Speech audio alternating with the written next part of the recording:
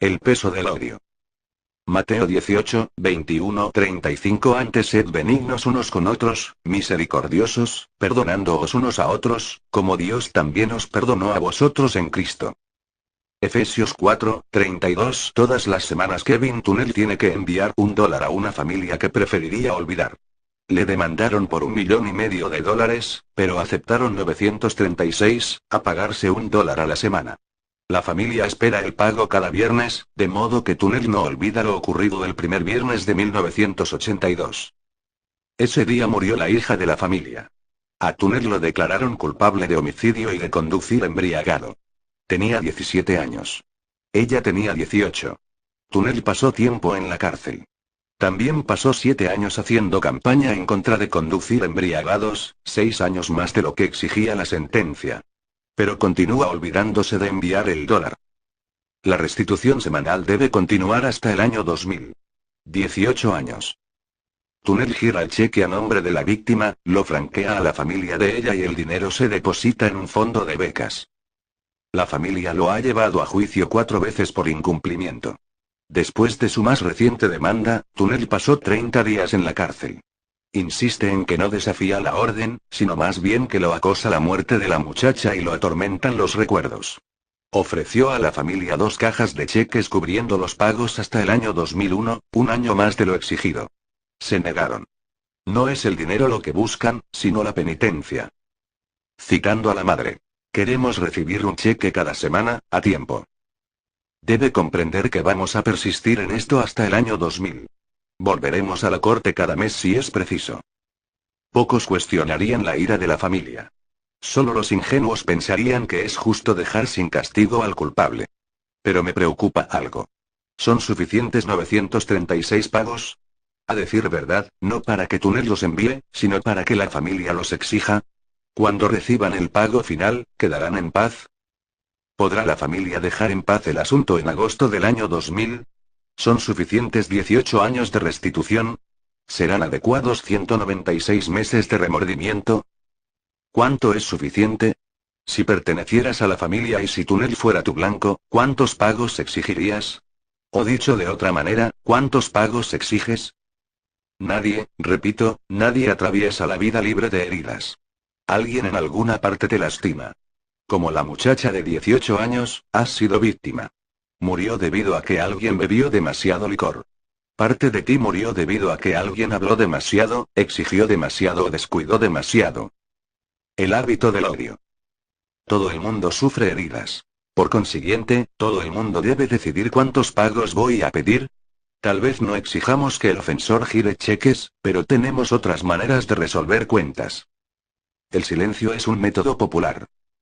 Obvia cuánto habla. La distancia es también eficaz. Cuando venga por tu camino, da la vuelta. La queja es una tercera herramienta de venganza. Ajá, veo que todavía tiene los dedos de las manos. Curioso que nunca los usa para marcar mi número. Vaya, Pepe, qué bueno que vienes a visitar a los peones de baja categoría. Es asombroso cuán creativos podemos ser para desquitarnos. Si puedo estropear una tarde, arruinar un día y ensombrecer un viernes, se ha hecho justicia y me siento contento. Por ahora. Hasta que vuelva a pensar en ti. Hasta que te vuelva a ver. Hasta que ocurra algo que me recuerdes tu acción de nuevo y entonces exigiré otro cheque. No voy a permitir que sanes antes que yo. Mientras sufra, tú sufrirás. Mientras me duela, a ti te dolerá.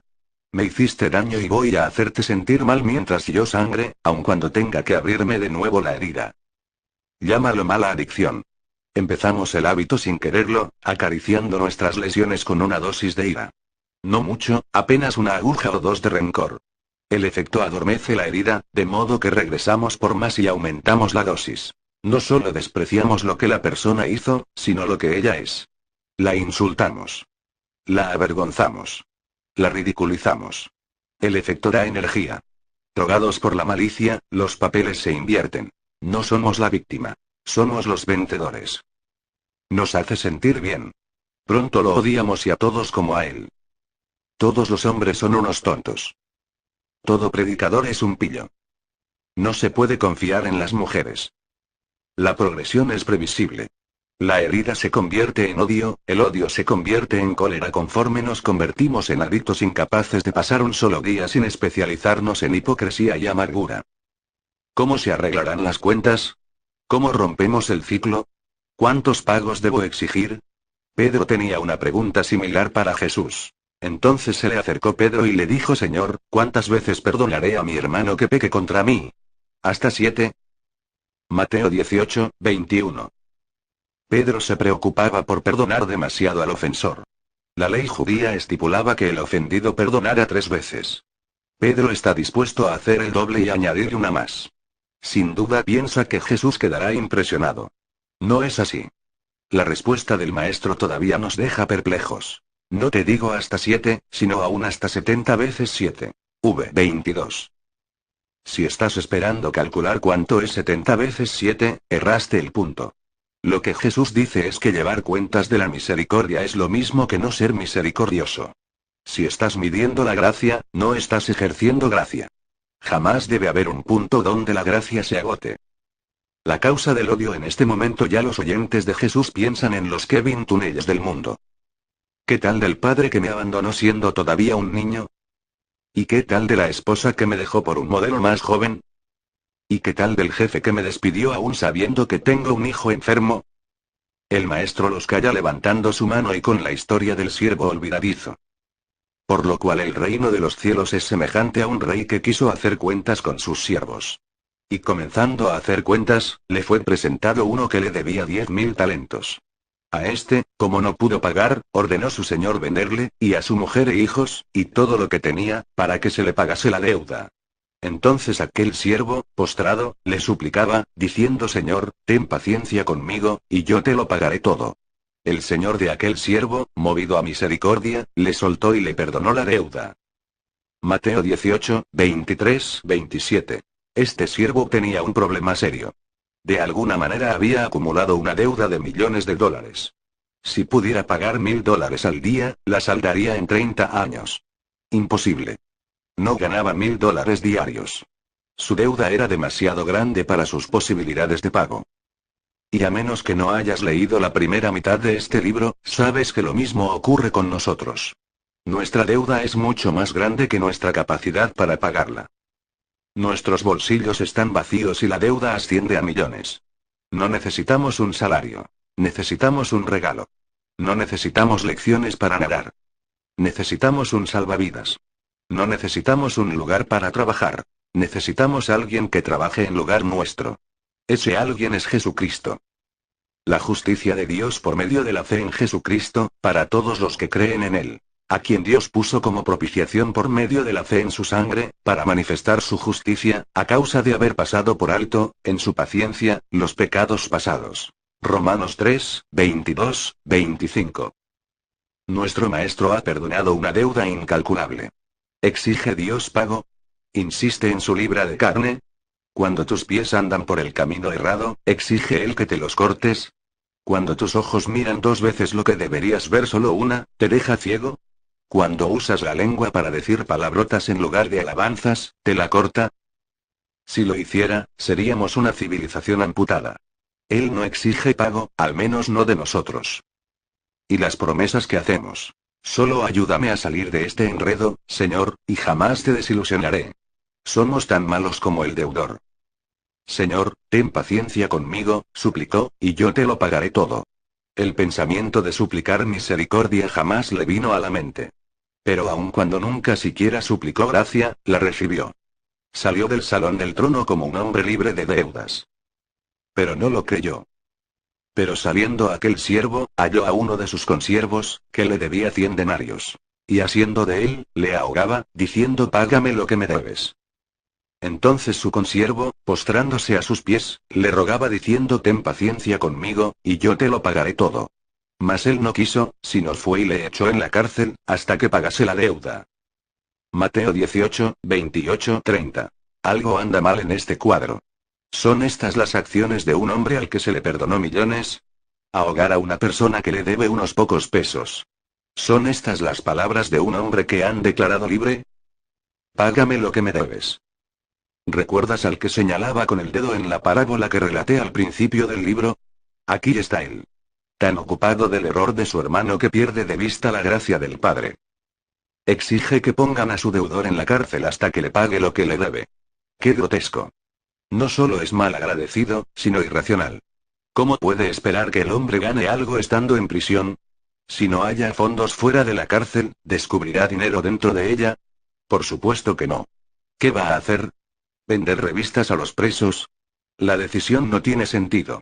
Pero el odio jamás lo tiene. ¿Cómo pudo ocurrir esto? ¿Cómo puede uno perdonado no perdonar? ¿Cómo pudo un hombre libre no tener prisa para libertar a otros? Parte de la respuesta se halla en las palabras de Jesús. Aquel a quien se le perdona poco, poco ama. Lucas 7:47. Muy rara vez es fácil creer que estamos total y eternamente libres de deuda. Aun si estuviéramos ante el trono y lo oyéramos del mismo rey, todavía dudaríamos.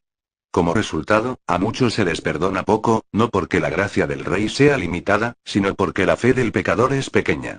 Dios está dispuesto a perdonar todo. Está dispuesto a borrar por completo la pizarra. Nos guía a un estanque de misericordia y nos invita a que nos bañemos. Algunos se sumergen, pero otros apenas tocan la superficie. Se alejan sintiéndose no perdonados. Al parecer, este fue el problema del siervo. Todavía sentía la deuda. ¿De qué otro modo se puede explicar su conducta? En lugar de perdonar al transgresor, lo ahogaba. Te voy a exprimir. Aborrece hasta la vista del hombre. ¿Por qué? ¿Porque le debía tanto? Pienso que no. Odia al hombre porque le recuerda la deuda que tiene con su amo. El rey perdonó la deuda, pero el siervo nunca aceptó de verdad la gracia del rey. Ahora comprendemos por qué el escritor de Hebreos insistió. Mirad bien, no sea que alguno deje de alcanzar la gracia de Dios. Que brotando alguna raíz de amargura, os estorbe, y por ella muchos sean contaminados. Hebreos 12:15. La cura del odio. Donde no existe la gracia de Dios, nace la amargura. Pero cuando se abraza la gracia de Dios, el perdón florece. En la que muchos consideran la carta final de Pablo, este insta a Timoteo a que se esfuerce en la gracia que es en Cristo Jesús. 2 Timoteo 2:1. ¿Cuánta percepción hay en esta última exhortación? Pablo no insta a Timoteo a esforzarse en la oración, ni en el estudio bíblico, ni en la benevolencia, vital como cada una de estas cosas pudiera ser. Quiere que su hijo en la fe se especialice en la gracia. Anhela este territorio. Mora en esta verdad. Si se pierde algo, que no sea la gracia de Dios. Cuanto más caminemos en el jardín, más se nos pegará el aroma de las flores. Cuanto más nos sumerjamos en la gracia, más daremos gracia. ¿Pudiera ser esta la clave para enfrentar la ira? ¿Pudiera ser que el secreto no es exigir el pago sino meditar en lo que tu Salvador pagó? ¿Rompe tu amigo sus promesas? ¿No hizo honor a sus palabras tu jefe? Lo lamento, pero antes de hacer algo, responde esta pregunta: ¿cómo reacciona Dios cuando rompes las promesas que le haces? ¿Te han mentido? El engaño duele. Pero antes de que contraigas los puños, piensa cómo respondió Dios cuando le mentiste. ¿Te han echado a un lado? ¿Te han olvidado? ¿Te han dejado atrás? El rechazo duele. Pero antes de desquitarte, sé franco contigo mismo. ¿Alguna vez has descuidado a Dios? ¿Has estado siempre atento a su voluntad? Ninguno lo ha estado. ¿Cómo reacciona Él cuando lo descuidas? La clave para perdonar a otros es dejar de mirar lo que te hicieron y empezar a mirar lo que Dios hizo por ti. Pero, Max, eso no es justo. Alguien tiene que pagar por lo que este hombre me hizo. Estoy de acuerdo. Alguien debe pagar, y alguien ya lo ha hecho. ¿No comprendes, Max? Este hombre no merece gracia. No merece misericordia. No es digno de perdón. No digo que lo sea. Pero, lo eres tú. Además, ¿qué otra alternativa tienes? Odio. La alternativa no es atractiva. Mira lo que ocurre cuando te niegas a perdonar. Entonces su señor, enojado, le entregó a los verdugos, hasta que pagase todo lo que le debía. Mateo 18:34. Los siervos que no perdonan siempre acaban en prisión. Prisiones de ira, culpa y depresión. Dios no tiene que meternos en la cárcel. Creamos una propia. Hay quienes llegan a la muerte llenos de vigor, felices y tranquilos. Otros, en cambio, viven amargados y mueren sin haber probado la felicidad. 21, 23, 25, vp. A. El apretón gradual del odio. Su daño empieza como una rajadura en el parabrisas. Gracias a un camión que corría a toda velocidad por una carretera de grava, mi parabrisas sufrió un deterioro. Con el tiempo la muesca se hizo una rajadura y esta se convirtió en una serpenteante fisura. Pronto, el parabrisas era una telaraña de fragmentos. No podía conducir mi automóvil sin pensar en el tonto que condujo su camión demasiado rápido. Aun cuando nunca pude verlo, podía describirlo. Sin duda es un vagabundo insensible que le es infiel a la esposa, conduce con una docena de cervezas en su asiento y sube el volumen del televisor tan alto que los vecinos no pueden dormir. Su descuido bloqueó mi visión. Tampoco hizo gran cosa por mi vista fuera del parabrisas. ¿Has oído alguna vez la expresión ira ciega? Permíteme ser muy claro. El odio te amargará la perspectiva y te romperá la espalda. La amargura es una carga sencillamente demasiado pesada. Las rodillas se doblarán por el esfuerzo y el corazón se romperá bajo el peso. La montaña que tienes delante es ya bastante empinada sin el peso del odio en la espalda. La alternativa más sabia, la única alternativa, es que deseches la ira. Jamás te llamarán a que des a nadie más gracia de la que Dios ya te ha dado. Durante la Segunda Guerra Mundial un soldado alemán se lanzó a un cráter de mortero fuera del camino. Allí encontró a un enemigo herido. El soldado caído estaba empapado en sangre y a minutos de la muerte. Conmovido por la suerte del hombre, el alemán le ofreció agua. Mediante esta pequeña bondad se formó un vínculo. El moribundo señaló el bolsillo de su camisa. El alemán sacó de allí una billetera y de esta unos retratos de familia. Los sostuvo frente al herido para que éste pudiera contemplar a sus seres queridos por última vez. Con las balas silbando por encima de sus cabezas y la guerra rugiendo a su alrededor, estos dos enemigos fueron, por unos momentos, amigos. ¿Qué ocurrió en ese cráter de mortero? ¿Cesó todo el mal? ¿Se arreglaron todas las ofensas? No. Lo que ocurrió fue simplemente estos dos enemigos se vieron cada uno como humanos necesitados. Esto es perdón. El perdón empieza al elevarse por encima de la guerra, al mirar más allá del uniforme y al decidir ver al otro, no como un enemigo y ni siquiera como amigo, sino solo como un compañero de luchas que anhela llegar seguro a casa.